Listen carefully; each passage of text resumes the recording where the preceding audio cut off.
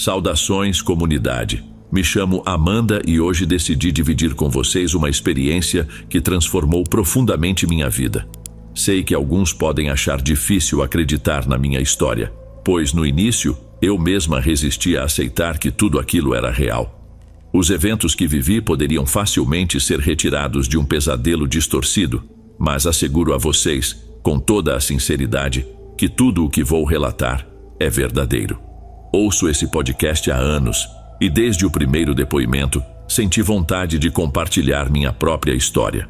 No entanto, a ideia de reviver todos aqueles momentos sempre me aterrorizou, tanto as lembranças tristes quanto as manifestações que ainda hoje me amedrontam.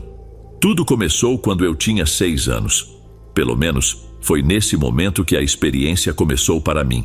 Embora, como vocês descobrirão, o que estou prestes a contar é algo muito mais antigo do que eu. Peço desculpas se me alongo demais, mas acredito que é necessário para que vocês compreendam completamente o que vivi.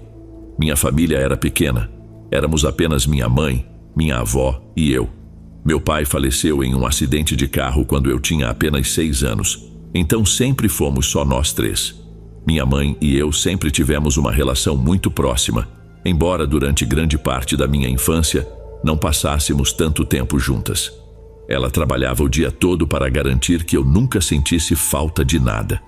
Como não queria me deixar sozinha, pediu à minha avó que me acolhesse em sua casa por um tempo, de modo que pudéssemos fazer companhia uma à outra, já que minha avó havia perdido o marido anos antes e meu pai era seu único filho. Naquela época, minha avó estava muito só.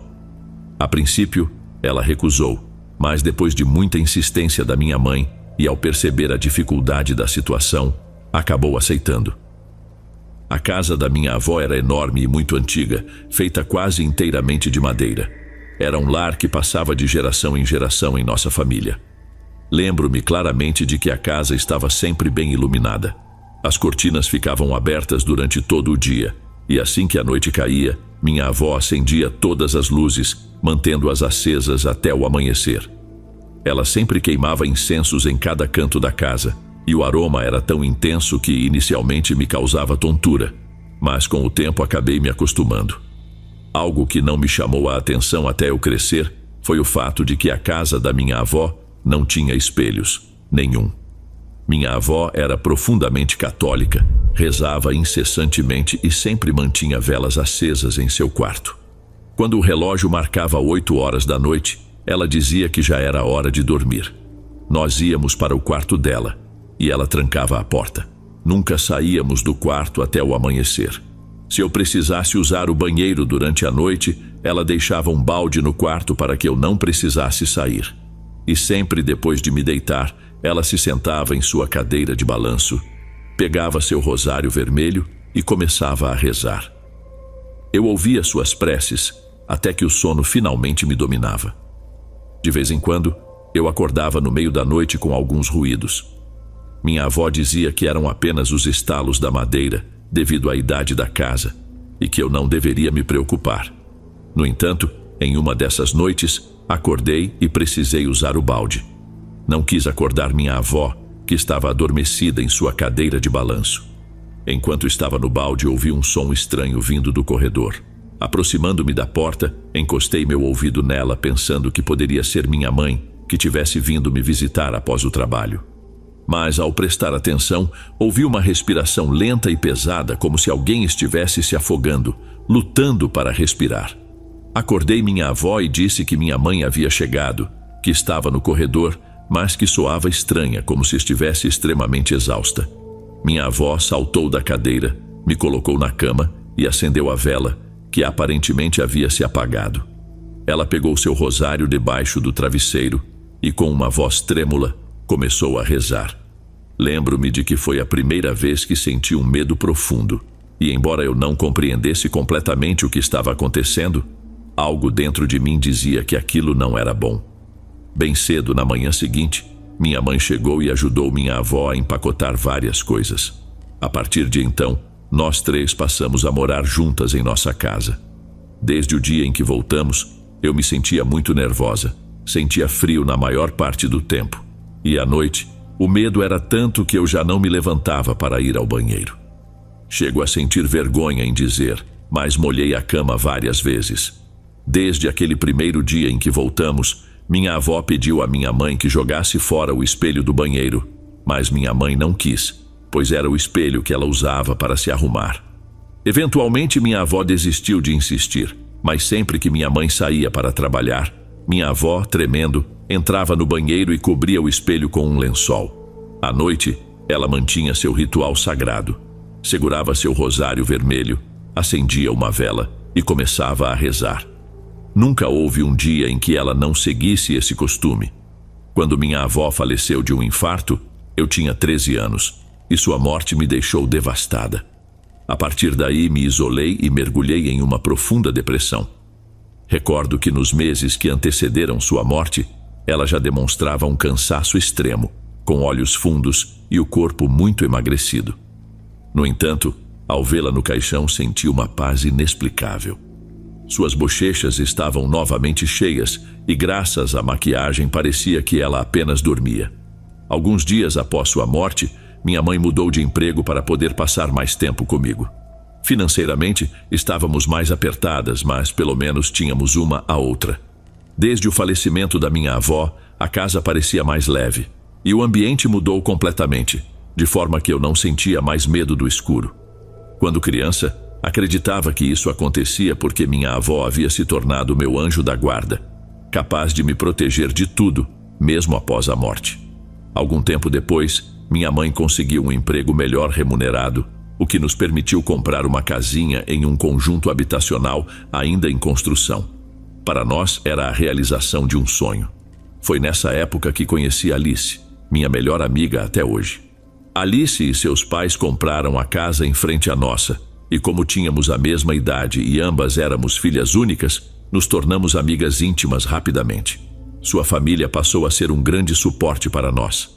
Minha mãe e a mãe de Alice, por serem praticamente da mesma idade e terem tido filhos muito jovens, também desenvolveram uma amizade profunda. Quando completei 24 anos, minha mãe adoeceu. Inicialmente, os médicos acreditavam que era gastrite, mas ela piorou muito rápido e de forma severa.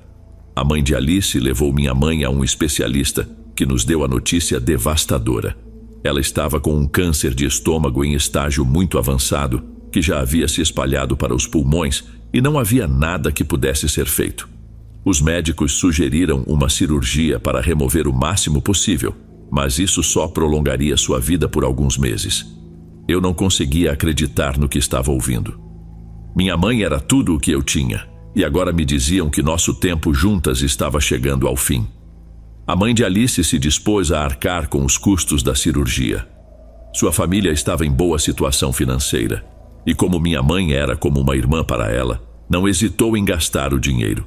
Contudo, infelizmente, minha mãe não resistiu à operação e faleceu. Sua morte foi um golpe devastador para mim.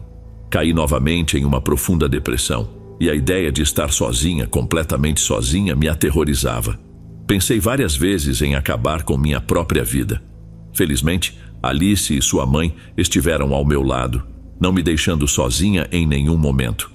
A mãe de Alice cuidou de mim como se fosse sua própria filha. Ela me trazia comida, sabendo que eu, muitas vezes, não me alimentava direito. E eu passava as tardes em sua casa depois do trabalho, buscando consolo em sua companhia. Mas ver Alice tão próxima de sua mãe só aumentava meu vazio e tristeza. Senti que precisava de uma mudança.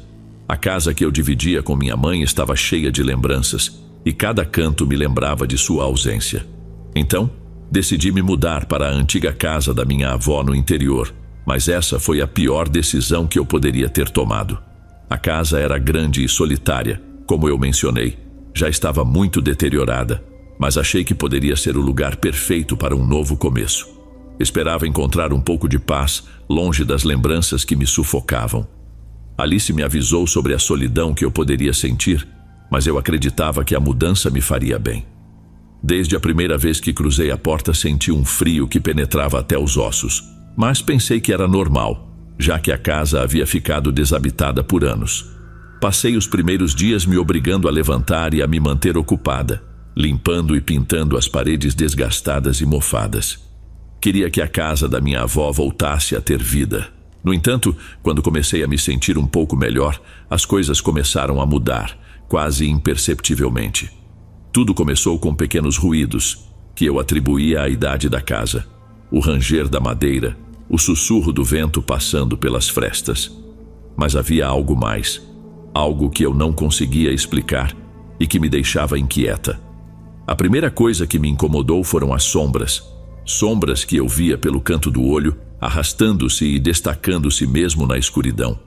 Parecia que alguém estava rastejando pelo chão, mas ao virar para olhar diretamente, não havia nada.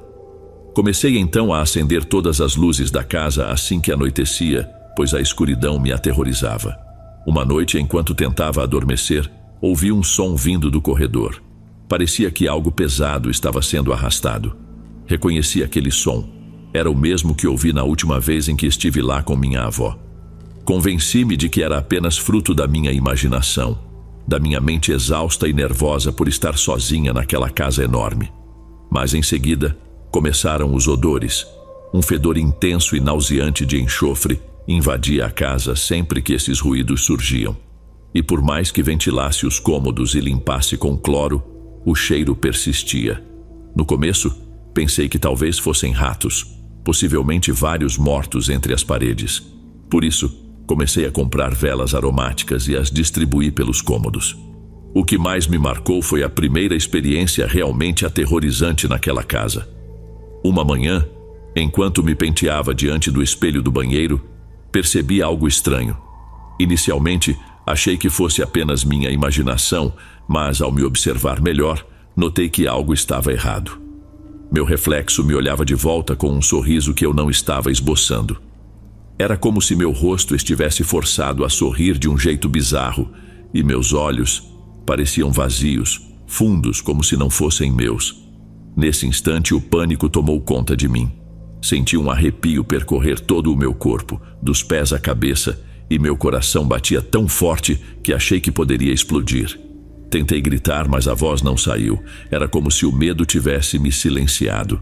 Após desviar o olhar por um momento, voltei a olhar para o espelho e tudo parecia normal. Convenci-me de que era apenas minha mente pregando uma peça, talvez pelo cansaço ou algo semelhante, mas no fundo, sentia que havia algo mais. Sem pensar duas vezes, saí correndo do banheiro e fui trabalhar com o cabelo apenas parcialmente arrumado, completamente apavorada. Durante todo o caminho, não conseguia tirar da cabeça aquele sorriso no espelho. Naquela noite, quando voltei para casa, o medo retornou junto. A porta do banheiro, que eu lembrava ter fechado com força, estava aberta. Um medo irracional tomou conta de mim ao precisar passar por ali para chegar ao meu quarto.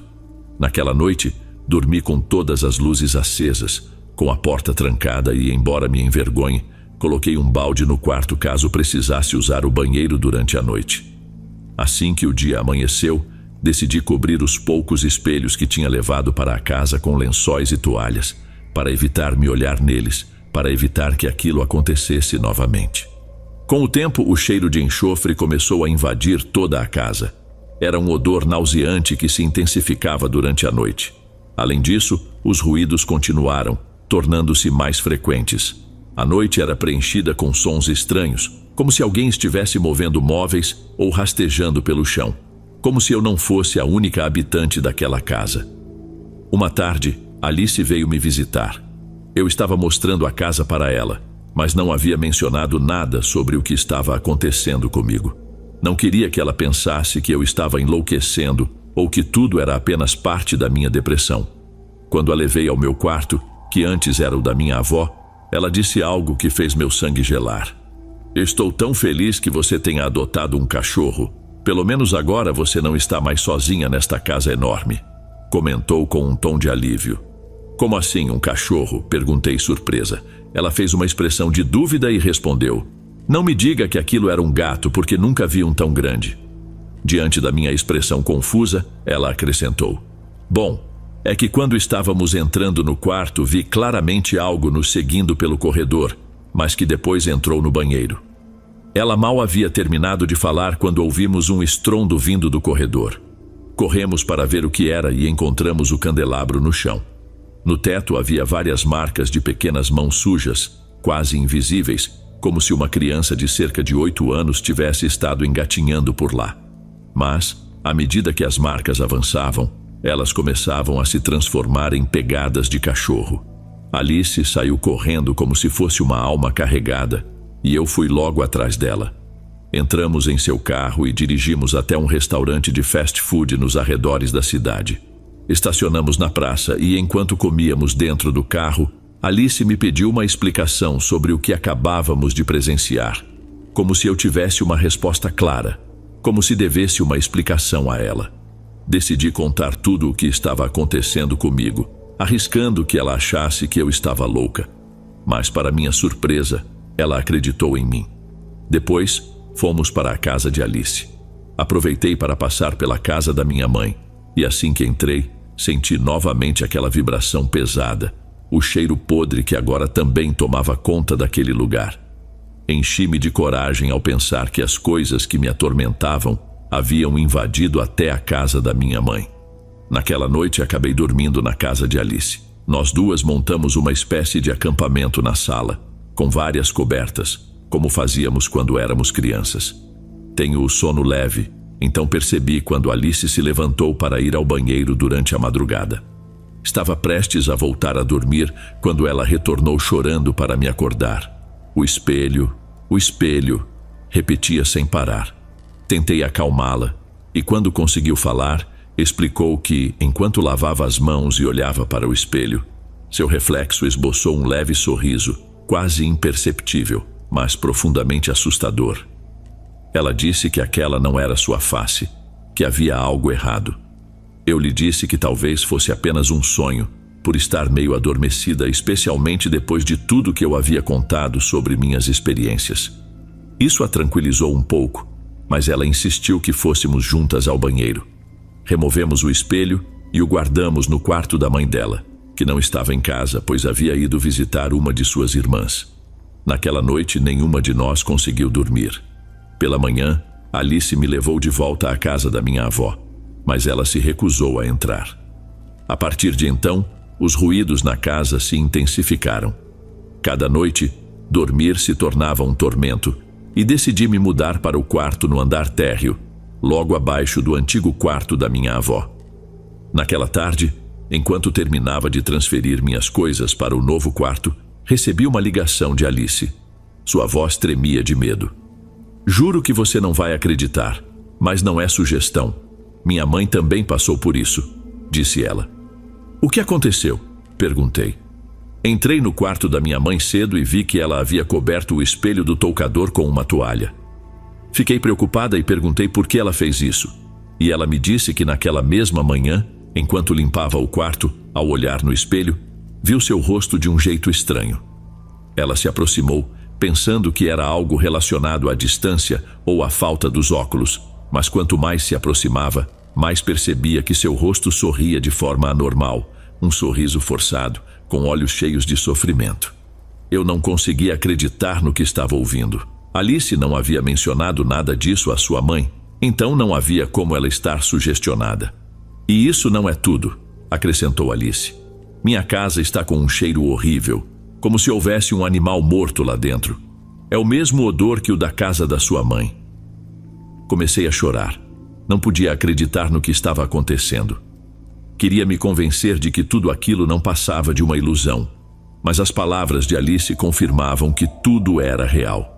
Senti-me culpada por aquelas coisas também estarem atormentando-a. Foi assim que, em busca de uma solução, encontrei o contato de uma senhora idosa que vivia a cerca de 40 minutos da casa da minha avó. Por respeito, não mencionarei seu nome nem seu endereço, pois entendo que ela já não pratica mais essas atividades. Naquela mesma tarde, após o trabalho, fui vê-la.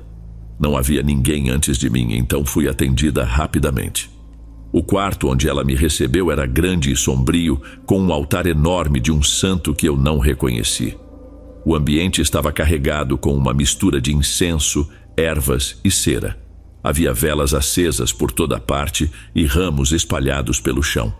Antes mesmo que eu pudesse dizer algo, a senhora me disse que sentia uma energia muito forte e negativa ao meu redor, que várias entidades estavam me atormentando.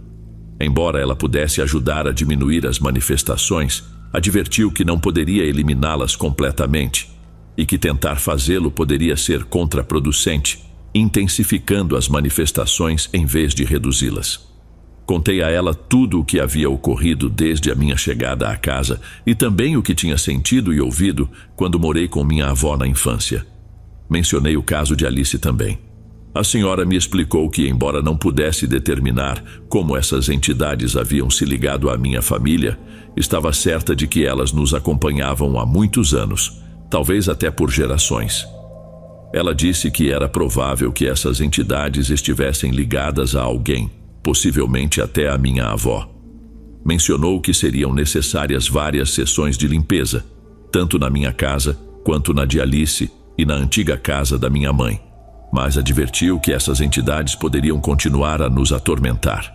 Ela espalhou sal pelo chão, acendeu velas negras em cada cômodo, recitou orações estranhas e queimou ramos por toda a casa, impregnando o ar com um aroma denso e penetrante. Depois de várias semanas de sessões, os ruídos cessaram por um tempo, mas o cheiro de enxofre permaneceu.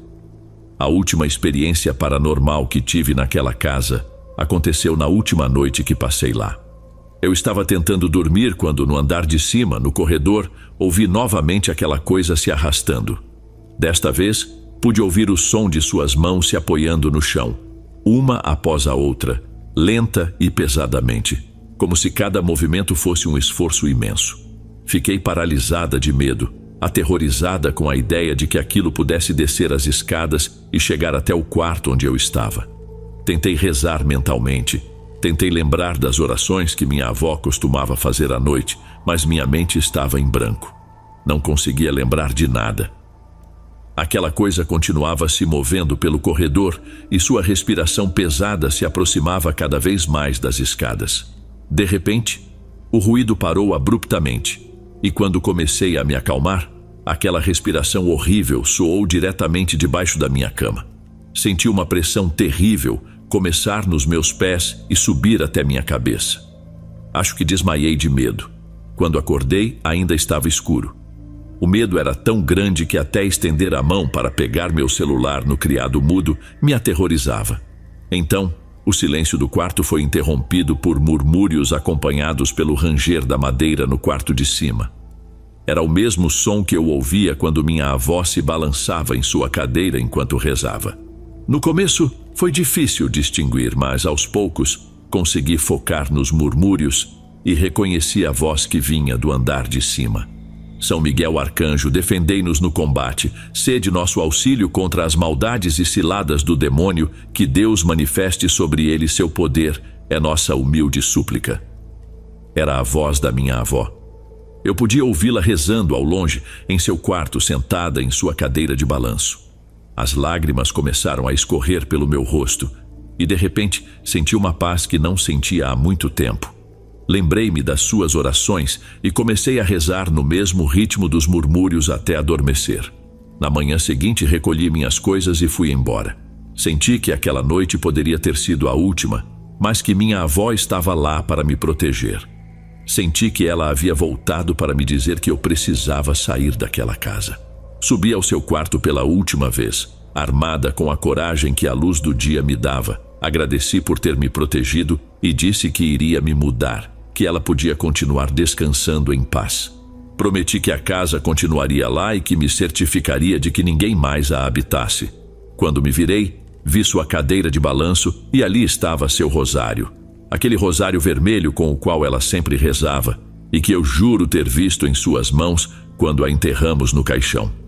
Admito que fiquei muito assustada ao vê-lo ali, mas não consegui deixá-lo para trás. Ainda hoje, tenho esse rosário comigo. É o lembrete de que minha avó é meu anjo da guarda e que sempre estará cuidando de mim. Alice foi me ajudar com a mudança e, ao sairmos da casa, ela me perguntou se a senhora das limpezas estava lá. Eu respondi que não, que fazia tempo que não falava com ela. É que juro que a vi, ou pelo menos vi uma senhora na janela de cima, usando um avental amarelo com flores vermelhas, disse ela. Assim que ela terminou de falar, Comecei a chorar. Era ela. Era minha avó. Ela sempre usava um avental amarelo, bem surrado e desbotado, muito velho, mas que ela adorava. Por mais que lhe dessemos novos, ela continuava usando o velho. Não havia como Alice estar mentindo, porque ela nunca conheceu minha avó, nem mesmo por fotos. 6 anos se passaram desde que me mudei da casa da minha avó. Não ouvi mais aquela criatura que se arrastava, nem vi a sombra que engatinhava, embora os espelhos ainda me causem medo. Não vi nada fora do normal no meu reflexo, e minha amiga Alice também não voltou a experimentar nada paranormal. A única coisa que ainda me acompanha é aquele cheiro horrível em minha casa. Um lembrete de que essas entidades ainda estão por perto. Mas estou certa de que minha avó ainda me protege, que ela não permite que essas entidades se manifestem além disso. Claro, ainda guardo o seu rosário vermelho e todas as noites antes de dormir, acendo uma vela e rezo as mesmas orações que minha avó rezava. Minhas cortinas estão sempre abertas e durante a noite todas as luzes da casa permanecem acesas. Evito beber água antes de dormir para não ter que sair ao banheiro e, se necessário, tenho um balde no meu quarto. Faço tudo isso por precaução, porque sei que essas coisas nunca vão me deixar em paz.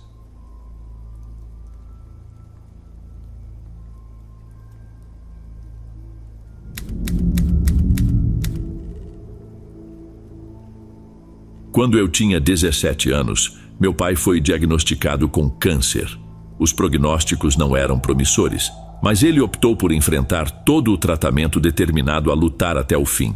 O câncer, junto com os tratamentos para combatê-lo, pode ser devastador, não apenas para o paciente, mas também para todos ao seu redor. Minha mãe se dedicou completamente a apoiá-lo e a rezar, algo que passou a fazer diariamente, pela manhã e à noite, como havia aprendido na infância. Após 2 anos de tratamento com mudanças radicais em nossas vidas e 2 anos de fé inabalável e devoção de minha mãe a Deus, meu pai, contrariando todas as expectativas, se recuperou. Minha mãe acreditava que Deus havia guiado as mãos dos melhores médicos para salvá-lo, que ele havia abençoado cada sessão de quimioterapia para maximizar sua eficácia. Ela sentia que sua fé teve um papel crucial na recuperação de meu pai. Decidida, ela passou a dedicar todo o seu tempo livre a auxiliar na igreja do bairro, oferecendo apoio às pessoas necessitadas, desesperadas e sem esperança, compartilhando sua experiência e sua mensagem de fé. Antes dessa experiência, meus pais, embora criados como católicos, haviam se tornado ateus e céticos, e assim nos educaram, a mim e a minha irmã mais velha. Não acreditávamos em nada, muito menos que fosse Deus quem havia salvado meu pai. Para nós, parecia um desrespeito aos médicos e à ciência, e não pudemos evitar debochar um pouco da mudança de minha mãe. No entanto, como sempre fazemos em nossa família, decidimos apoiá-la. Eu ia buscá-la na igreja sempre que podia, especialmente porque a rua onde ficava era bastante solitária e mal iluminada, como grande parte do bairro. Aos poucos, essa rua se encheu de mais casas abandonadas do que habitadas. Lembro-me, e é por isso que escrevo, de uma vez em que fui buscá-la num sábado após as cerimônias de primeira comunhão. Quando cheguei, restavam apenas algumas pessoas tirando fotos em frente à igreja. Lá dentro, o espaço já estava vazio e as luzes começavam a ser apagadas. Era noite. Entrei e sentei no último banco como sempre para esperar. O sacerdote informou que minha mãe estava na pequena sala ao lado da igreja acompanhada de outra voluntária e que não demoraria muito. Em seguida, ele pediu que eu removesse o boné que estava usando. Relutante, obedeci. Alguém o chamou do lado de fora, provavelmente para tirar uma foto, e ele saiu, fechando as portas da igreja ao sair. Fiquei sozinho lá dentro. Apenas algumas velas acesas no altar ofereciam uma tênue iluminação. E foi então que percebi o quão sombrio aquele lugar podia ser. Refleti sobre todas as pessoas que iam até ali diariamente para rezar, implorar por auxílio, e como tantas delas estavam convencidas da existência do sobrenatural. Será que isso faz diferença? Enquanto pensava nisso, percebi que não estava mais sozinho. Lá na frente, na primeira fila, algo com um véu branco que parecia estar deitado, se levantou e se sentou.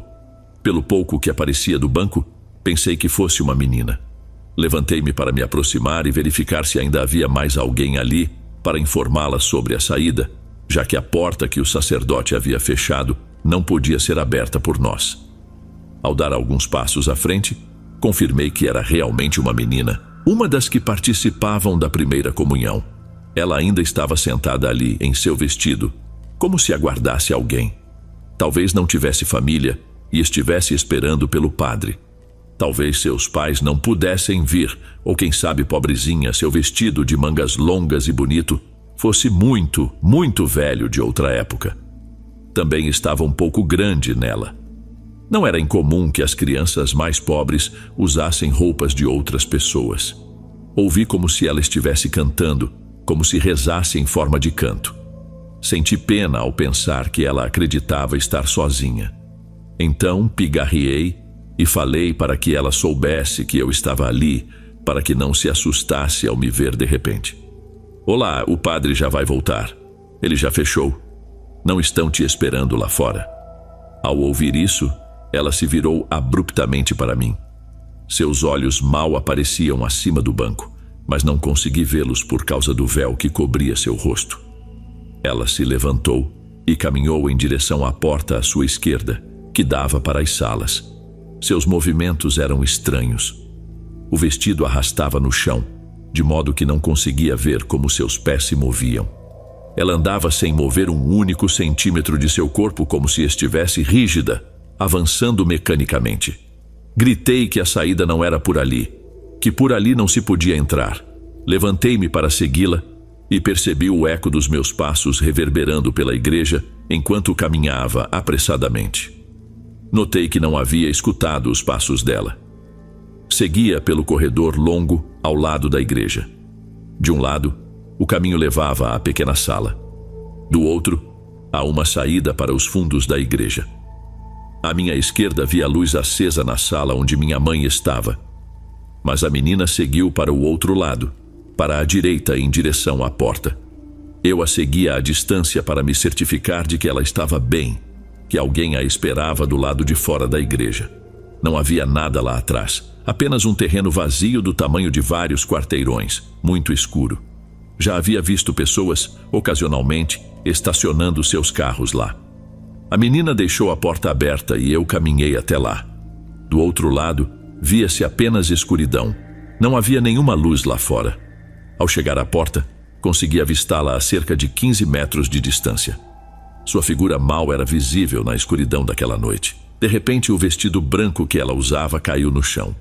O que continuou caminhando à frente era uma mulher de pele extremamente enrugada, tão enrugada que nem parecia se tratar de uma idosa. Era algo que eu jamais tinha visto antes. Ela caminhava arrastando os pés, enquanto o vestido ficava abandonado na terra, enquanto ela se dirigia para a escuridão.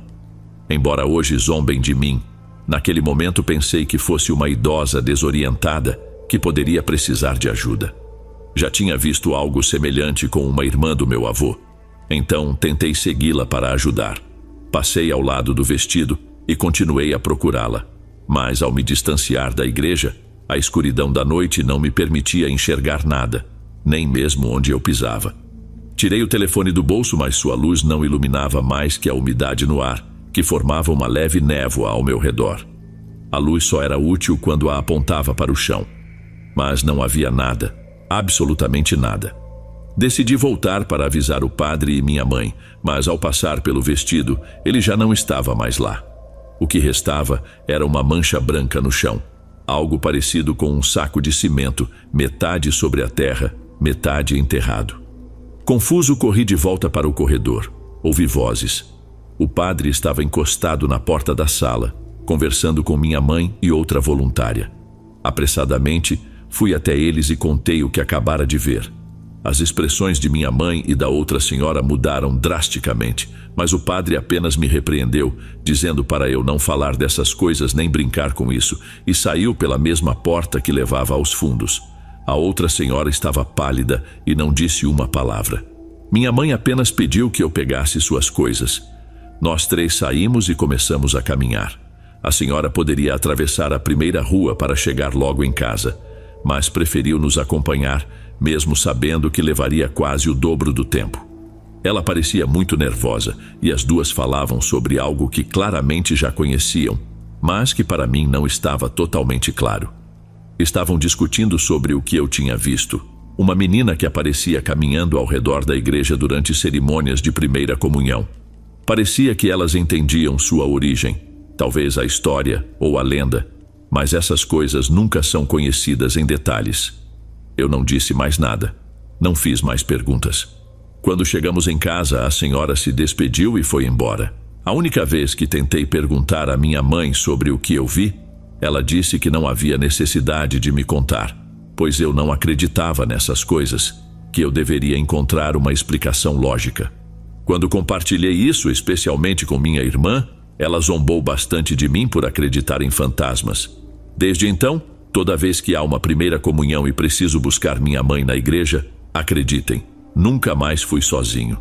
Bem, após ler esse relato tão intenso, só me resta perguntar: e você? Já viveu alguma experiência sobrenatural ou presenciou algo inexplicável? E o que achou desse relato? Deixe aqui nos comentários. Vamos para o próximo.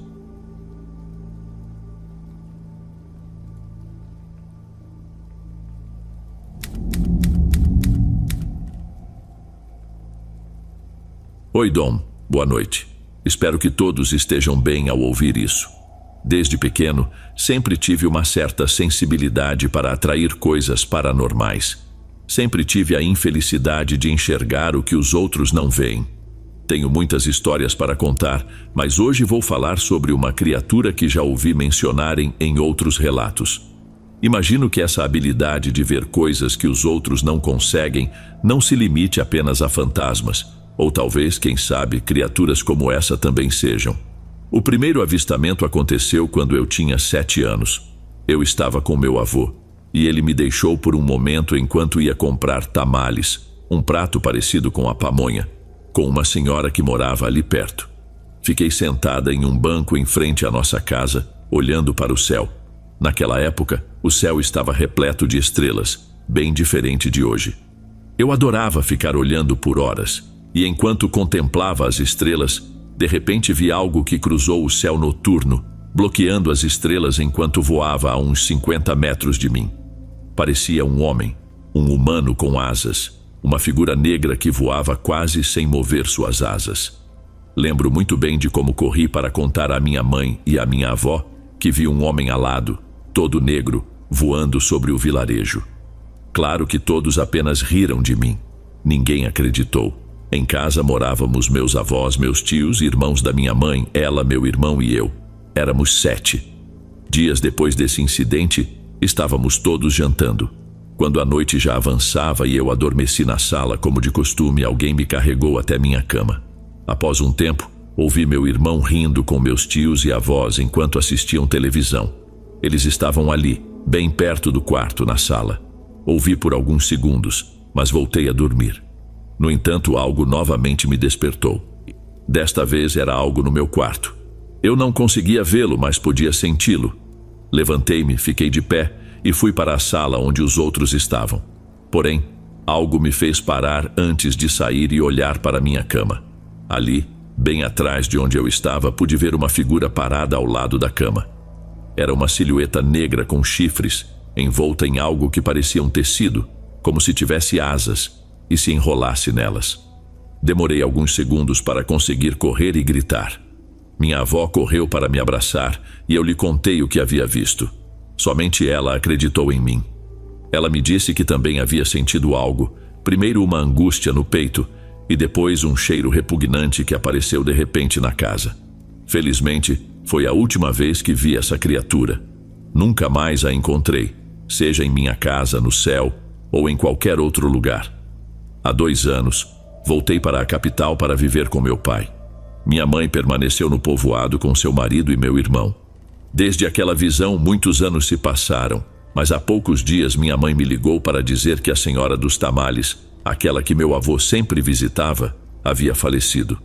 Sempre tivemos muito apreço por ela e espero que descanse em paz. Durante a ligação, percebi que minha mãe queria me contar algo mais, mas parecia não saber como.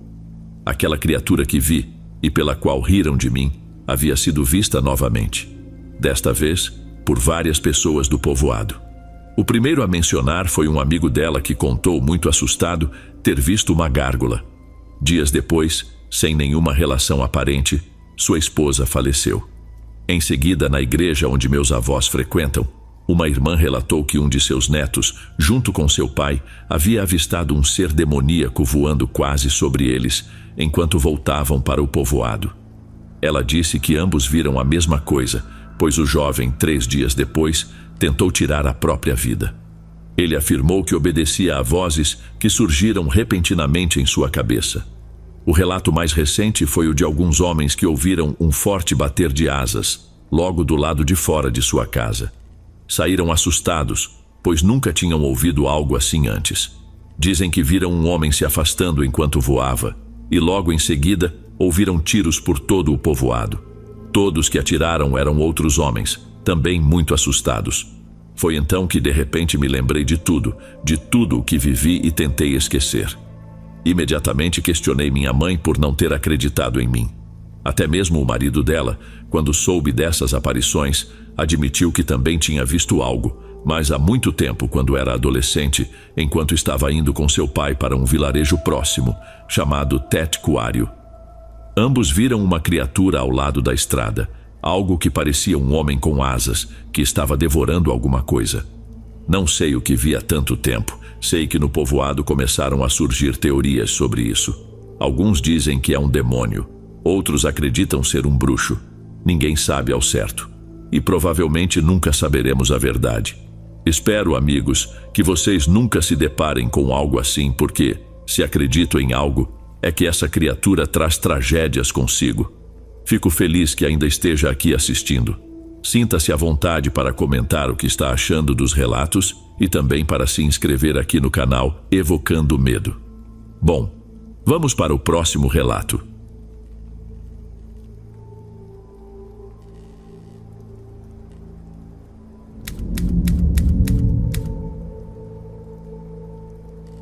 Boa noite. Espero que alguém esteja disposto a ouvir meu relato. Tudo começou em uma das vezes em que eu voltava para casa, após um período de férias na cidade do México. Durante os últimos 3 anos, sempre que surgia uma oportunidade, eu ia visitar minha família que reside lá. Já se passaram 5 anos e meio desde que me mudei para Querétaro. Para quem não conhece, Querétaro é um estado encantador e tranquilo, situado a cerca de 2 horas e meia da capital. Naquela ocasião viajei com minha família, mas precisei retornar antes por motivos de trabalho. Acabei voltando sozinho, enquanto minha esposa e meus filhos permaneceram lá para concluir as visitas a toda a família, tanto do lado paterno quanto materno, além do fato de que eles estavam um pouco adoentados. Aproveitamos essa viagem para tratar de um problema em casa, causado por uma praga que surgiu nos dias em que estávamos fora. Assim, ao retornar antes do planejado, sem poder acessar meu quarto, tive que me acomodar em um sofá-cama que tínhamos na sala. Naquela noite, uma tempestade intensa atingiu a cidade, tão forte que algo foi derrubado nas proximidades, deixando-nos sem energia elétrica. Não se ouvia nada além do som da chuva e do vento. Eu, sem luz e no sofá, tentava dormir, pois o dia seguinte seria exaustivo no trabalho. Mas a desconforto de estar ali, junto com os ruídos vindos do exterior, não me deixavam descansar. A noite já ia avançada, e eu me revirava no sofá, tentando encontrar uma posição mais confortável. De repente, ao me virar para o lado da sala, percebi que ao meu lado estava uma criança, um garotinho de cerca de 2 anos, vestindo um macacão idêntico ao que um dos meus filhos possuía. O mais assustador foi que ele falou comigo. Ele me perguntou se poderia ficar comigo, se eu poderia carregá-lo, pois a tempestade estava o assustando e impedindo de dormir. Eu não conseguia acreditar no que estava vendo. Os únicos filhos que eu tinha, ou que estavam próximos, eram os meus, e naquele momento eles estavam em outra cidade. Eu estava sozinho em casa, ou pelo menos deveria estar. Não sei como, mas decidi agir como se não estivesse aterrorizado. Disse a ele para ir dormir que eu tinha que acordar cedo para trabalhar no dia seguinte e não podia ficar acordado até tarde. Não tenha medo, eu disse. É apenas uma tempestade, nada mais. Eu esperava que aquela visão desaparecesse, que se afastasse ou simplesmente sumisse em um piscar de olhos. Mas isso não aconteceu. Ele permaneceu ao lado do meu sofá por um longo tempo, sem ir embora, sem desviar o olhar de mim. Eu não sabia o que fazer. Fechar os olhos me dava tanto medo quanto continuar olhando para ele. Sentia que se fechasse os olhos, ele poderia se aproximar de repente ou algo do tipo. O rostinho daquela figura permanecia oculto na escuridão. A única coisa que se iluminava com a luz da janela era o macacão, idêntico ao que meu bebê usava. De vez em quando ele repetia a mesma coisa. Pedia para que eu o carregasse. Finalmente, sem saber mais o que fazer, me rendi. Busquei forças na lembrança da minha família, a coragem para enfrentá-lo, apesar de estar morrendo de medo, pois não tinha outra opção. Levantei-me e o carreguei sem olhar diretamente para ele. Ainda posso sentir seu peso em meus braços. Ele pediu para que eu o levasse até a janela para ver a tempestade. Caminhei até lá. A chuva continuava a cair intensamente, até que, de repente, percebi que o amanhecer já estava chegando. A luz do sol começava a penetrar por entre algumas nuvens. Foi então que notei que meus braços estavam cruzados, que eu não estava segurando nada, apenas mantendo a postura como se ainda estivesse carregando um bebê. Eram 6 horas da manhã. Liguei para minha esposa para saber como estavam as crianças. De repente, fiquei muito preocupado com eles, e alguns dias antes nos haviam dito que talvez tivessem princípios de pneumonia. Essa foi outra razão pela qual eles ficaram na cidade do México e não voltaram comigo. Minha esposa disse que tudo estava bem e perguntou o que havia acontecido, pois eu soava muito mal. Eu apenas disse que tinha sonhado que as crianças estavam muito doentes. Não pude explicar mais nada, nem que naquele momento eu estava parado em frente à janela, olhando para fora, para o que a chuva havia deixado. Você já viveu uma experiência inexplicável como essa, onde a realidade parece se mesclar com o impossível? O que você acha que realmente aconteceu naquela noite? Compartilhe seus pensamentos e teorias. Vamos seguir para o próximo relato.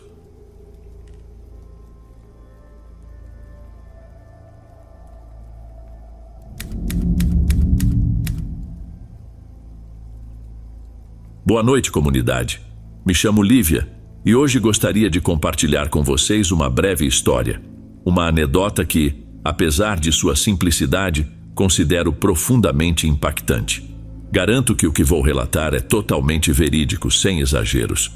Isso aconteceu em Xicoloapan, no estado do México. Estou cursando arquitetura e, como muitos de vocês sabem, trabalhamos bastante em equipe para nossos projetos. Frequentemente, alguns colegas e eu nos reunimos na casa de uma amiga, pois é um ponto conveniente para todos. Mas há um detalhe. A casa dela fica a poucos passos de um cemitério. Na noite em que tudo ocorreu, estávamos reunidos para construir uma maquete particularmente desafiadora. Estávamos atrasados, então decidimos que, se necessário, trabalharíamos a noite toda.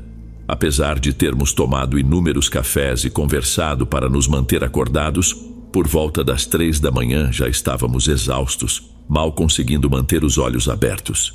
Quase todos estávamos prestes a adormecer. Um colega sugeriu que descansássemos por pelo menos 1 hora para depois continuar. Mesmo não sendo o ideal, estávamos tão cansados que concordamos. Cada um de nós se acomodou em um canto. Eu me deitei no sofá da sala. Naquele momento ouvimos um choro distante vindo da rua e rimos nervosamente, pois o som tinha um tom fantasmagórico. Estávamos todos juntos, então o medo não foi tão grande. Além disso, o som parecia estar muito longe.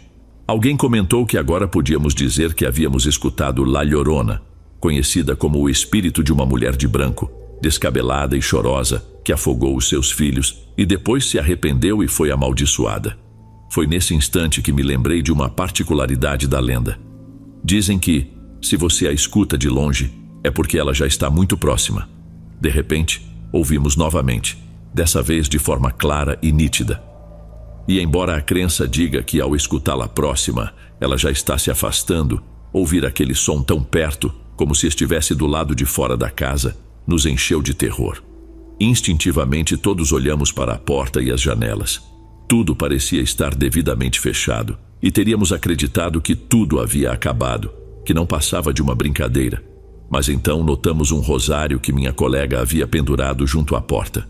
Ele estava girando, rodando, como se alguém o estivesse segurando e o fazendo girar com força. Não havia vento, nada que explicasse aquele movimento. O lamento cessou. Minha colega, dona da casa, subiu rapidamente para verificar o filho que dormia. Tudo parecia normal, mas ninguém quis ou conseguiu voltar a dormir. Nos concentramos em continuar o trabalho, apesar do medo, do pavor que sentimos naquela noite. Sempre repetimos que, graças a La Llorona, ou seja lá o que tenha sido, conseguimos terminar aquela maquete.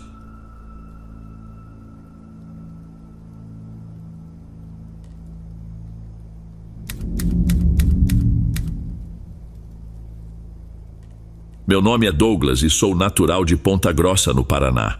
A história que vou compartilhar ocorreu com meu pai, que já não está mais entre nós.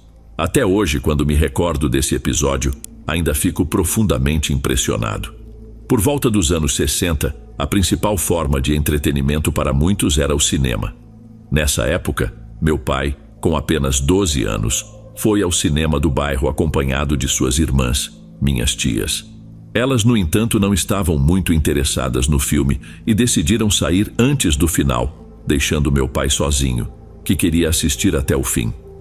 Ao término da sessão, meu pai, junto com seu fiel cachorro Thor, que o aguardava pacientemente do lado de fora, começaram a caminhar de volta para casa. Já estava escuro e a noite avançava. Faltando poucas quadras para chegar, Thor, seu cachorro, parou subitamente e começou a rosnar para algo, com os pelos do dorso eriçados. Num instante disparou em fuga, deixando meu pai sozinho e confuso sobre o que poderia estar acontecendo. Mesmo apreensivo, meu pai continuou seu caminho e mais à frente, ao olhar para um barranco, deparou-se com uma mulher de pé, toda vestida de branco, com a cabeça baixa. A figura estava contra a luz da lua, o que lhe conferia um brilho incomum. O vestido da mulher esvoaçava ao sabor do vento que soprava forte sobre o barranco, fazendo com que sua figura ganhasse uma aura cada vez mais fantasmagórica. Tomado pelo pânico, meu pai levantou a cabeça e pôde ver que os olhos dela eram intensamente vermelhos, como os de um cão.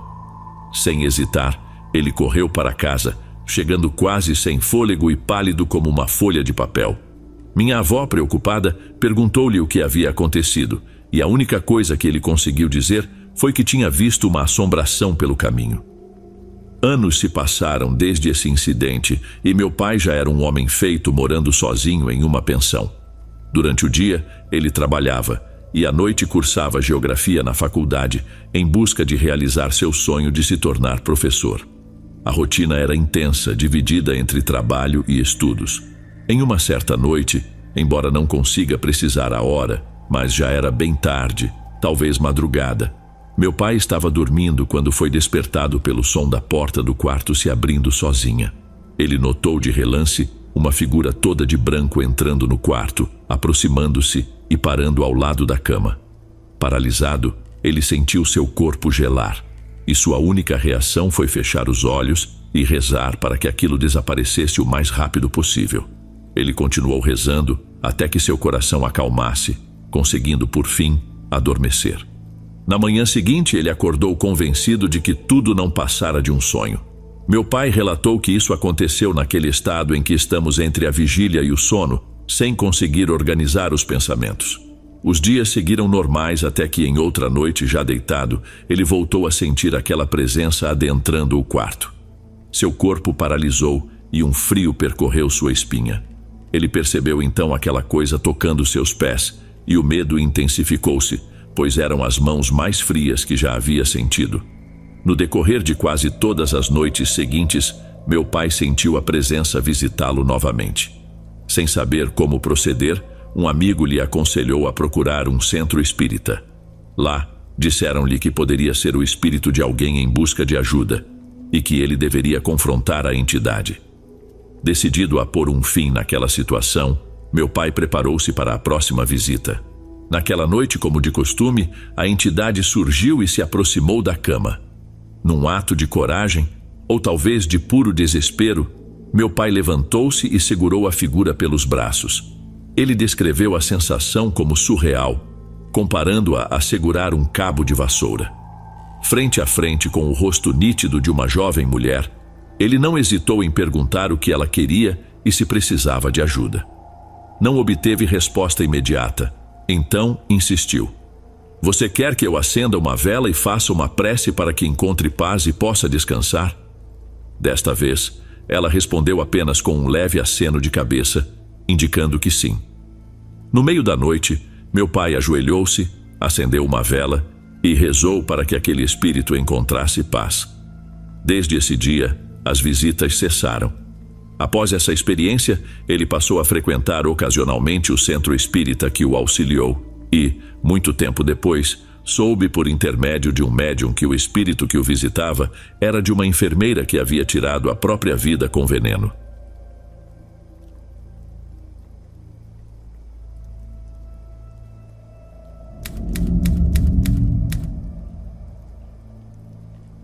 Olá a todos, meu nome é Lucas e resido em Jacareí, uma cidade no interior de São Paulo, localizada no Vale do Paraíba, mais precisamente no início desse vale. Sou poeta e frequentemente participo de saraus e eventos de contação de histórias na minha cidade.